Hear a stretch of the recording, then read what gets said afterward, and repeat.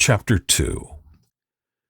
Lucas Davenport took a waking breath and rolled over to look at the nightstand clock, 6:55. He dimly remembered setting the alarm for 7 o'clock, so he had 5 minutes. If he turned it off, he might sleep for 3 hours. So he didn't.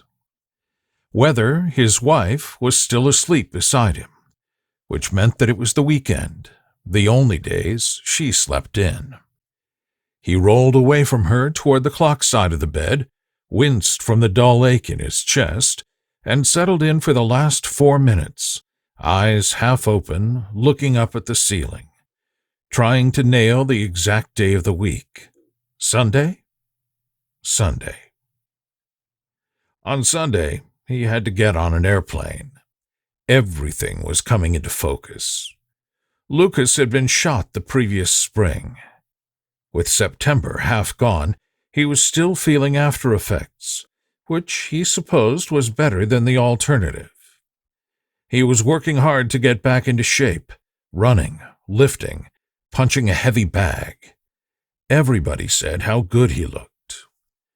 When he checked himself in the mirror, though, in his own eyes he looked gray and too thin. Not wiry, but something over toward emaciated. His cheekbones had been blunt and were now knife-edged. The crow's feet at his eyes were like cuts. His watch was too loose at his wrist. He'd lost chunks of the hockey defenseman muscle he'd carried since college, and getting it back, at his age, 2 years past 50, was tough. He wanted the weight. The morning scale said he was at 192, and for a cop who enjoyed the occasional fight, 200 pounds was a good starting point. Now, something was happening in Washington, D.C. Whatever it wasn't good, and at the moment, he wasn't in top form. Or maybe, his wife suggested, his body was fine, but his brain was still screwed up. Lucas had been barbecuing steaks in his backyard the night before for a couple of cop friends and their wives, when Elmer Henderson had called. Henderson was a U.S. Senator from Minnesota, a former governor, a one-time vice presidential candidate. He lost, and one of the richest men in the state. Henderson had a 10,000-square-foot cabin on his own private 600-acre lake, staff of 6, up in the Northwoods, when he needed something simpler and more primitive than his life in the Twin Cities and Washington, D.C.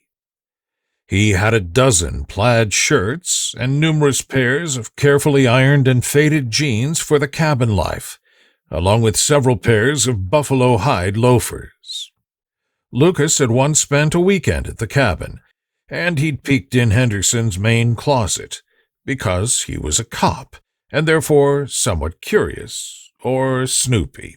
Take your pick.